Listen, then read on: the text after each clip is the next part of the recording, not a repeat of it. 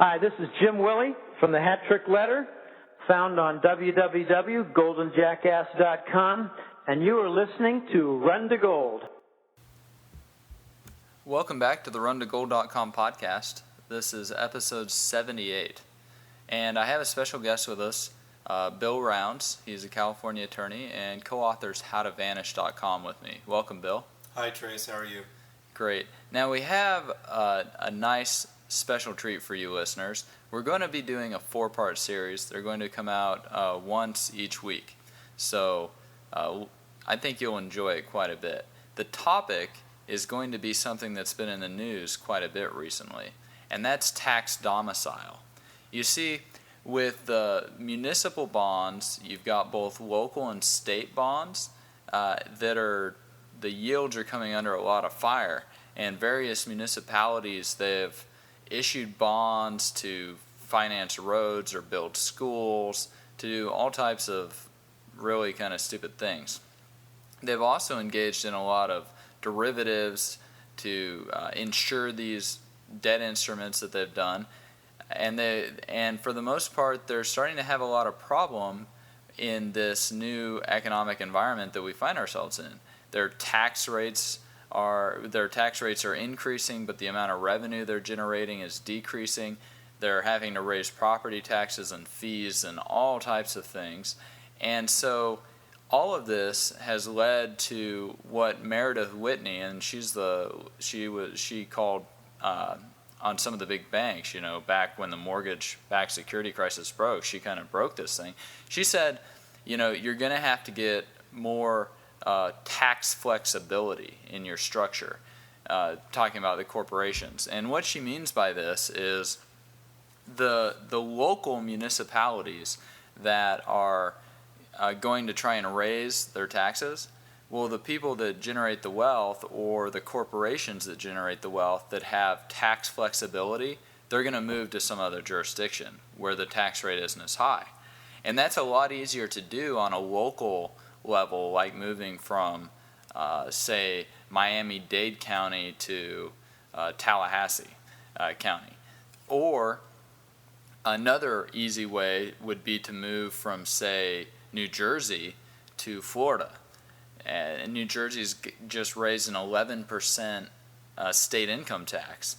Florida doesn't have a state income tax. So if you have state flexibility, then if you have tax flexibility, then you can do these things.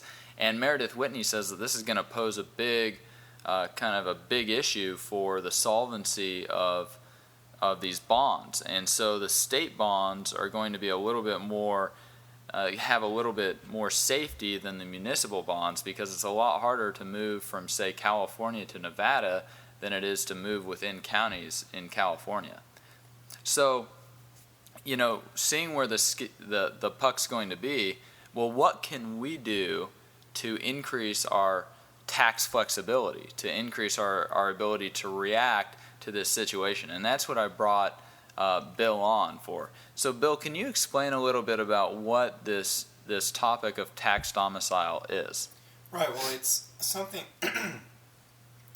Right. Well, it's something that I've seen in my law practice, and I do for my clients on a regular basis. They'll come to me and they'll ask me for some legal ways and legal things that they can do to reduce their tax liabilities, to reduce the taxes that they owe. And lately, I can point them to the news and give them an example of ways to do this legally.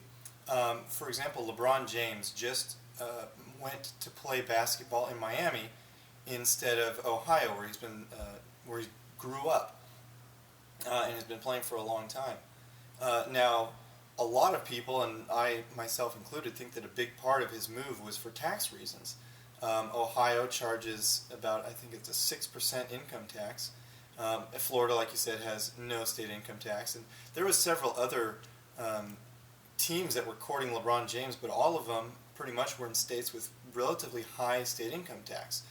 New York, California, a lot of other states with teams wanted LeBron to play there.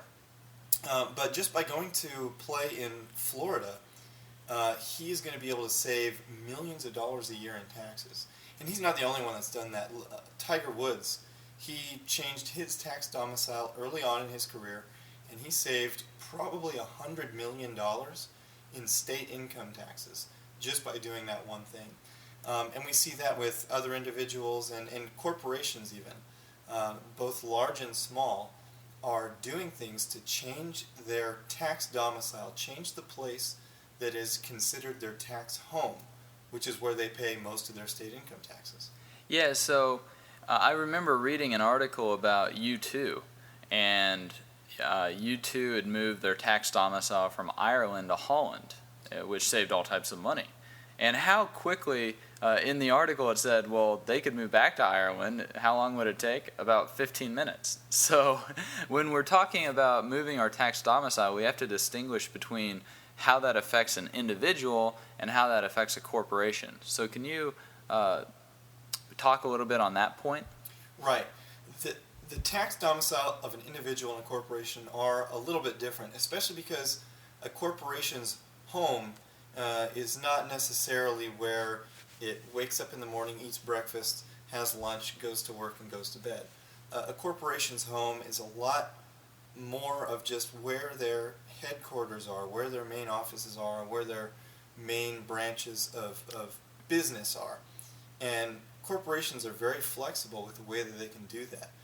Individuals aren't quite as flexible, but fortunately with technology the way that it is, individuals are becoming almost as flexible as a corporation in their ability to control the locations where they operate. Okay, so this will be very, very interesting. We're going to pick up a little bit in the next episode that comes out next week. We're going to be talking about this concept of location independence and how we can achieve a little bit more privacy and apply this this principle of location independence and privacy to the topic of tax domicile, so that you can increase your tax flexibility and that way be a little bit more prepared for any local or state taxes that might be coming down the pipeline. So, Bill, I also want to mention that you just came out with a new product. I just got my hands on it, 55-page guide on this state income tax that we're talking about. So Can you explain a little bit more about that? Yeah, it's called State Income Tax Optimization. And essentially it goes through and shows people exactly what they need to do in order to control their tax domicile and to have the control that they need to choose the tax domicile that they would prefer to have. Now, how much money can people save with this? If you look at your state income tax bill, whatever you pay each year in state income taxes, it can save you about that much. Yeah, because you could move to Alaska or Florida or Nevada, some of these states that have no state income tax. Right, there's a handful of states kind of spread throughout the country conveniently that have no state income tax. Okay, so for those of you eager beavers who want to learn more about that product, you can find it at taxdomicile.howtovanish.com. And otherwise, continue to listen to the other 3 episodes in this 4-part series, because we're going to go over some free tips on things that everybody can do, in addition to the higher order things like are contained in this report for the people who are a lot more serious. So thanks for this first episode, Bill. You've been listening to the 78th episode of the RunToGold.com podcast. Thanks for listening. Hi, it's Ian Gordon from LongWayGroup.com, and you're listening to Run to Gold.